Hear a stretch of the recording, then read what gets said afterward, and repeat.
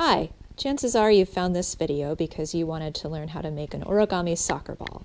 And you've probably found a couple of different options out there.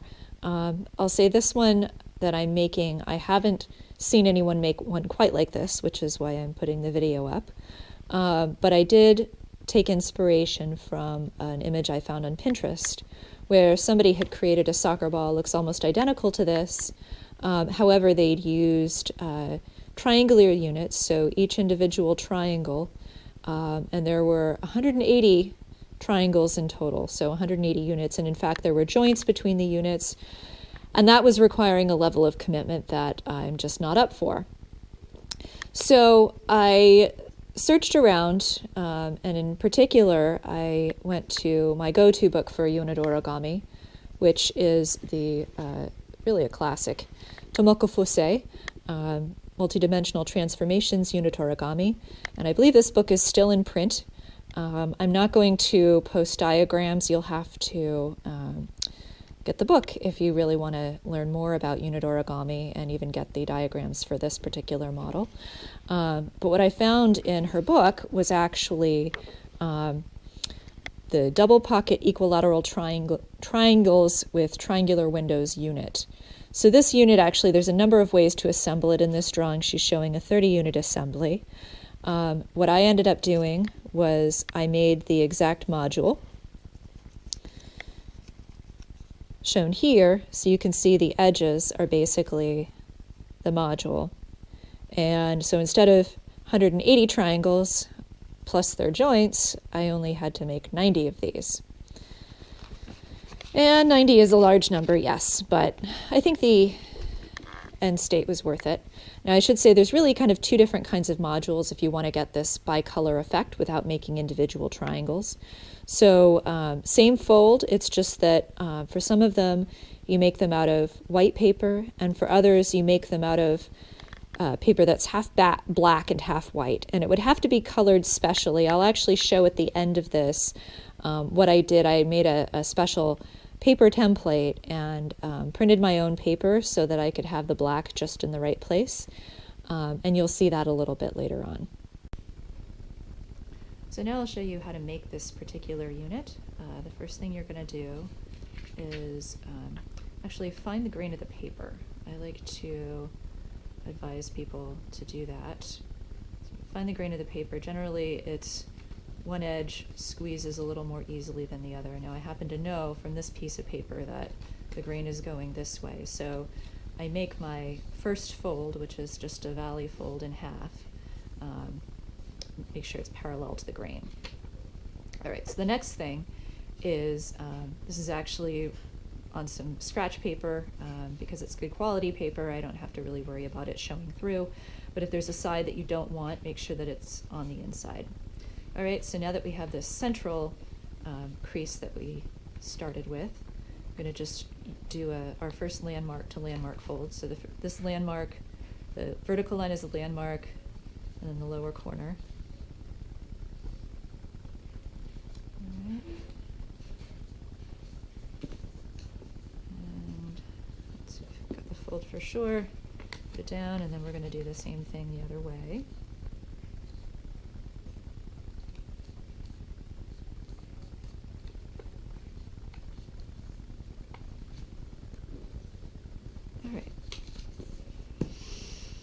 Next, kind of another set of folds where that was. So bring this edge to that crease, also bringing those points together. Do kind of a gentle crease. And it's probably hard to see white on white paper, but there is a crease there. As you try this, you will see it too. Okay, so I think our creases. All right, so now unfold that, and we'll make the first of our folds we're actually going to keep. So what you have now, the last two folds you make, there's a point here and a point here, and you're going to fold corner to that point and try to get it as straight as you can. Okay.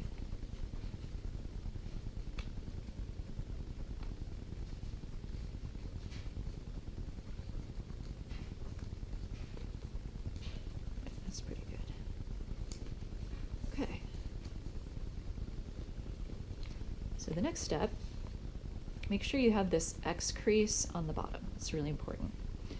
And what you're going to do is now bring this down. So this crease can be kind of a guideline, but really you're trying to bring this edge to that crease. So another valley fold.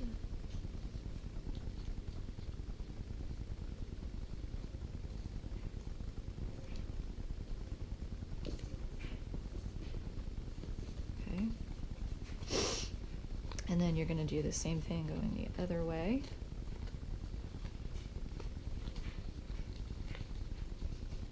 There's actually kind of several creases you can use to sanity check how you're doing.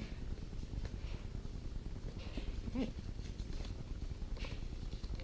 So keep that crease, and now what you're going to do is just fold this edge to that edge.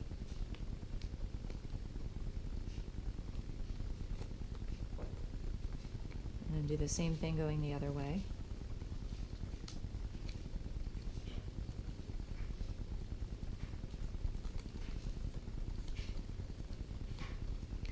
And now you're going to actually pull out the paper that's inside. And I'll just make this kind of nice flat shape here. Do the same thing on the other side. Okay. And now what you want to do is reinforce your central crease. It's going to go through more layers of paper this time. Make sure that's good and creased. And now we're going to do a petal fold. So you're going to take this corner, press it in, see how it kind of wants to fold along there, and then flatten it out. So all the creases were made in there. You're just pushing on existing creases. And then you're going to fold this edge to that edge. Super easy. Okay. And then the petal folds. Edge to edge. Get a good crease, and then finally we're going to finish it off by tucking some edges in. So you tuck that around the paper that was underneath it, and then put it in that little pocket. Do the same here. Put it in that little pocket. Finally, I'm just going to make the folds, kind of reinforce them.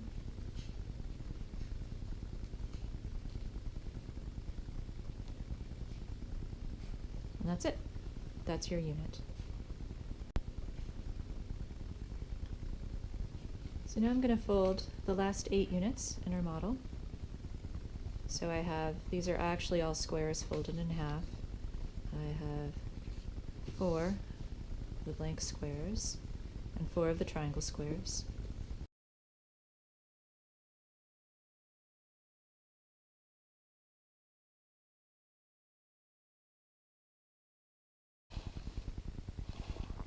So now we'll fold the remaining 4 units. Last 4 units of the whole project.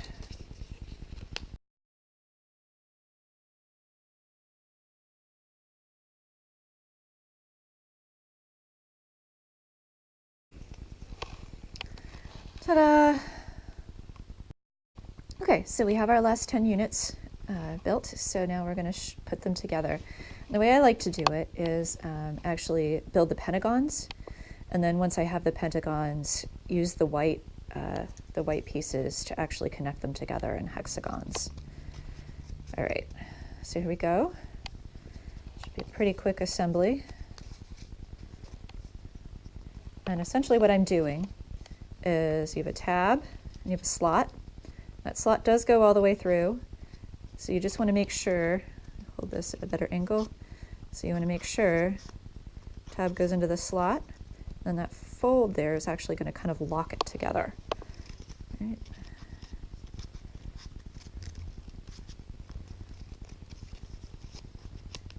All right, and then you have to kind of loosen up the first one in order to get the second one in there. There we go. And just kind of tighten it up a little bit. And that is a pentagon. Okay, so now for our final assembly, we have our pentagon and we have some of these white units. So first thing I'm going to do is add on some of the white units to the edge of my pentagon here. So start with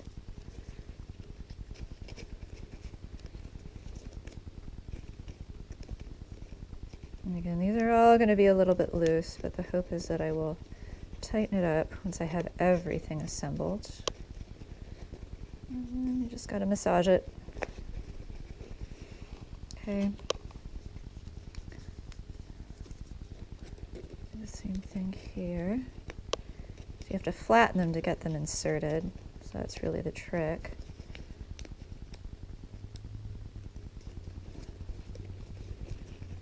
Okay. So that, you can kind of see you've got a three-way edge here. Three-way intersection. Okay, so now this thing is basically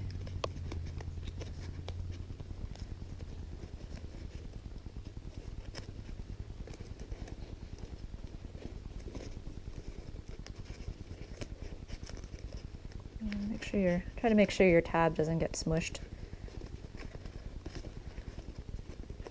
Easier said than done.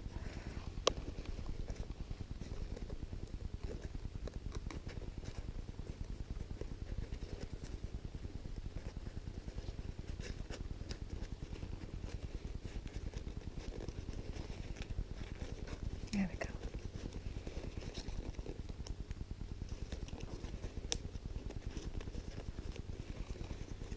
Okay.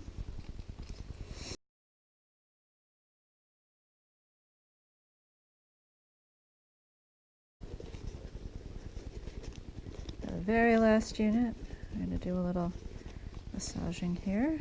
Make sure everything is going to close nicely. And just put it in there.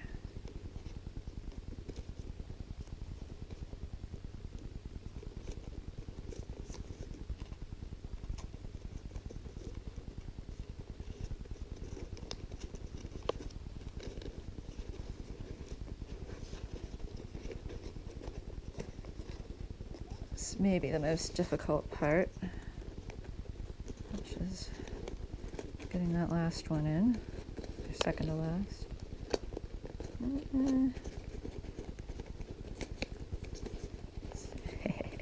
Yeah, see, this is the trickiness. It's always hard doing the last one in a closed polyhedron. Just kind of keep it going. Haha.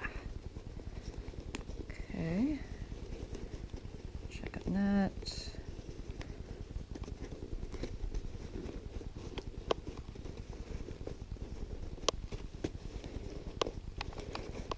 Ooh. So, my conclusion is that this isn't the most stable of assemblies.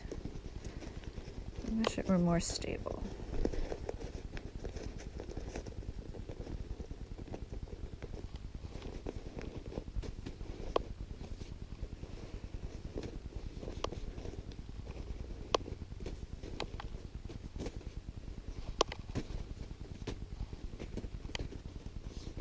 So now it is assembled. So if you really want it to be stable, I do recommend adding glue.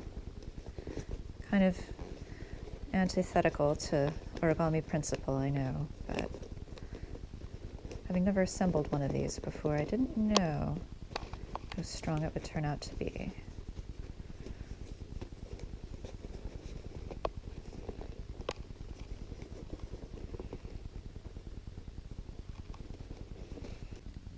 Earlier, I had mentioned that I'd used a template, a specially printed sheet of paper that I cut apart into squares so that I could get these bicolor pieces. So I'm going to show you that template now. It was actually something I came up with in PowerPoint. So this is a single PowerPoint slide, and I actually tried posting this in PDF, and the PDF did not print out with the right size margins. So when I post this, I'm going to just put the PowerPoint itself, and then that way also if you need to adjust it for different size paper, you can do so. It's pretty easy to deal with. So essentially what this gives you is a 3x2 grid of squares. You cut them apart and then you fold each unit from one of these squares. To go with this, I actually also made a template with the same size squares but completely blank, so that I could make my units that form the hexagons, the joints between hexagons, to be the same size as my triangle units. So those are my two templates. And I can also just show you a simpler way if you don't want to be as fiddly as I was with the triangles. You can actually even do a half and half colored sheet of paper. And I'll just say the way that I figured this out was I folded the unit. This is my ugly practice one. You can see it's kind of large, but that's the point. First time you fold it, make a practice. And I just drew where that triangle ended up. And then if you actually unfold the thing, you'll see the triangle kind of ends up somewhere in the middle of the paper. And so taking those dimensions, actually use this triangle in PowerPoint to get it all in the right place. And one of the things you can see as a simplification, if you don't want to mess with getting triangles in the right place, you can just take the entire left half of your piece of paper and color that, print it, whatever. So whatever color you want to end up with on your bicolor units, you could print just a full half of this paper and it'll still do the right thing. In the end, what you'll see is just the two colors that will form the corner unit between a pentagon and a hexagon. So that's it for the template.